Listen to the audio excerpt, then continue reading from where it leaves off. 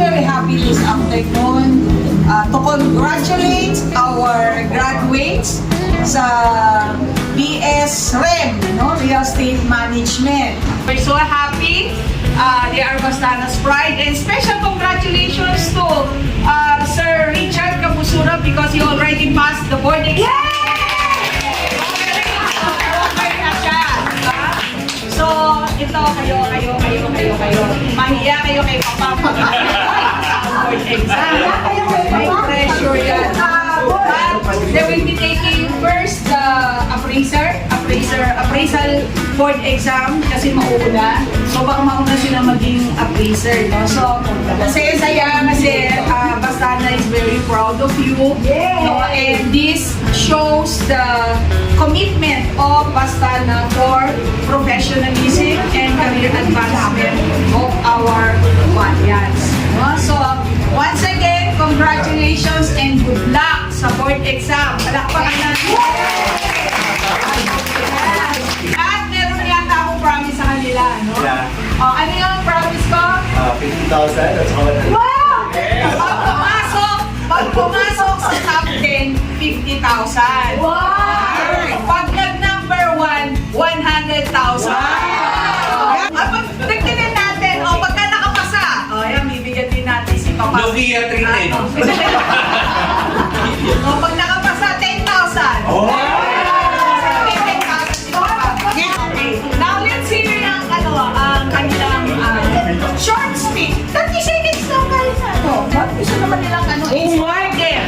Encourage them to become brokers, di ba? Okay, so let's hear from Sir Danny Alvarezo. Yay!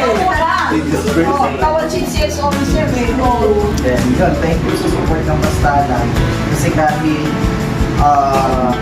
oras ang pasok, may mga exemption na binibigay. Yan po, thank you. And I encourage everyone na hanggat may pagkakataon na mag-aral ng BSREM at saka nasa ganito tayong trabaho. So, we need to pursue it. Mag-aaral din nga rin ako. Thank you. Okay. Thank you and congratulations, Sir Danny. Engineer Rodney. Yay! Actually, I didn't expect this po kasi sobrang pagkaiba po yung field ko dati as a mechanical technology engineer as a supervisor. And malaking tulong din po yung Bastana sa akin. Kasi talaga sila, Bastana po yung tulong sa akin para magkaroon ng real estate background. At syempre, makapag-aral ko sa PS as a PS level. And I just want to take this opportunity to give thanks po sa Bastana Properties, especially to our CEO, Dr. Cesar Cristol. Thank you po for giving us the opportunity to get exposed po dito sa field na to. At the same time, to give us a future as a real estate practitioner po, to be a broker, appraiser, and consultant. Yun lang po. Yes, and then we have Miss Rice. Ayan. Yung sa sales mo na. Dapat yung sa sales. I would like to thank our CEO, Dr. Cecil Apostol, for encouraging me to finish my second course. Paano naman sila second course yan eh? Grabe mo studies mo, tsaka yung work mo. Yun lang. Tsaka pag may pagkakataon, kahit anong edad mo, mag-aral ka kasi yun lang yung may papamana na hindi talaga mananakaw kahit yun lang po.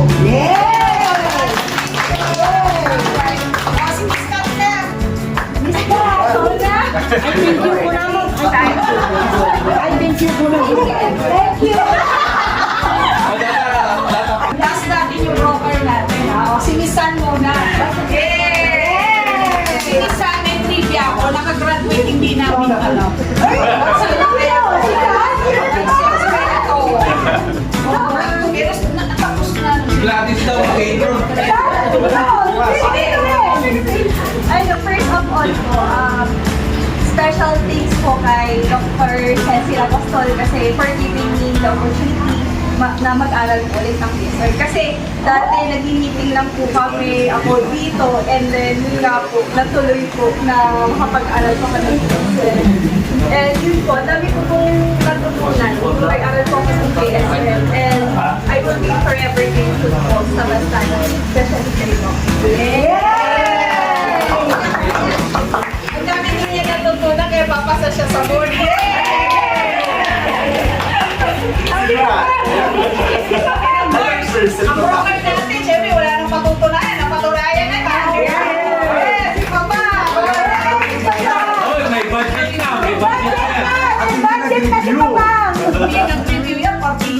Nag-review na kapag. Puyat pa yan. Puyat pa yun. May love life na eh.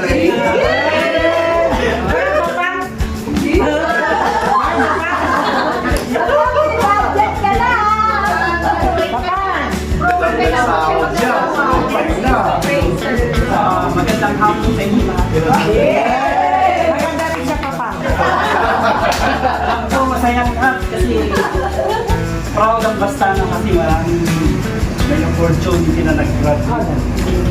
Yes, naman. Isa ako doon.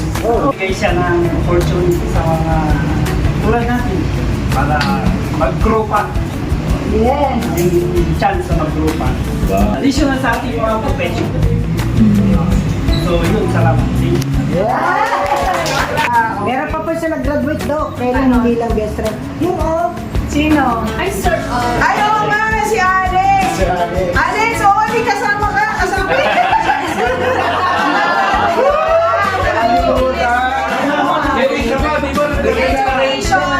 Major in English.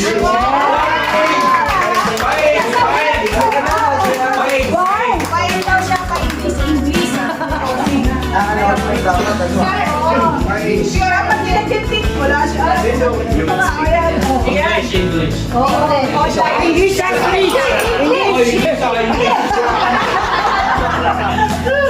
English, dapat. You there, ah? You there, ah? What do you mean to say? Thank you, everyone. Okay, thank you sa Doc, sa kahit papano. Iiyak na yan. May naitulong na Doc, salamat din sa mga. Thank you Doc. Okay. Actually, si Alex, nung nag-aaral siya, ay sinikret niya. Akin lang niya sinabi. Kaya nagulat kayo nung nag-post ako, nag-graduate na siya. Di ba? So, ngayon, ini-encourage ko siya na mag-BSM. Ka para mag-1 year na lang. Total, nag-bukod ulit. Why not, di ba? Oo, talagang gusto niya kasi na makatapos siya ng pag-aaral niya. So, may pag-asa, di ba? Yes. O, kahit problema na, di ba? Pag-asa ulit.